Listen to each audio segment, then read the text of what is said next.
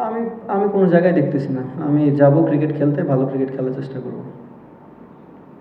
Captain, একই প্রশ্ন বারবার আসছে, তারপরেও বলতে হচ্ছে যে এশিয়া কাপের একটা বড় মঞ্চ, তাহলে সেই সেম অ্যান্সার দিয়ে দিই।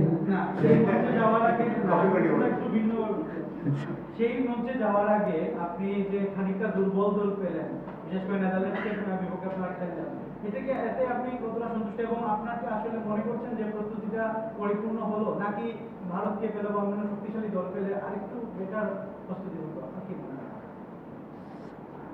এই মুহূর্তে আর কোনো দল ছিল না আসার জন্য বাংলাদেশে। যদি আসতো, হয়তো বা ইন্ডিয়া আসতো, তখন আবার এই প্রশ্নের অ্যান্সার দিতেন আপনি, আপনারা হয়তো বা বেশি ভালো দল পেয়ে গেছেন, প্রস্তুতি কি ভালো হলো কিনা। দেখেন, এই ধরনের প্রশ্ন করলে অ্যান্সার দেওয়াটা খুব ডিফিকাল্ট। এখন যদি আমি বলি আপনারে আপনি ভালো সাংবাদিক না উনি ভালো সাংবাদিক, তাহলে জিনিসটা আপনার গায়ে লাগবে।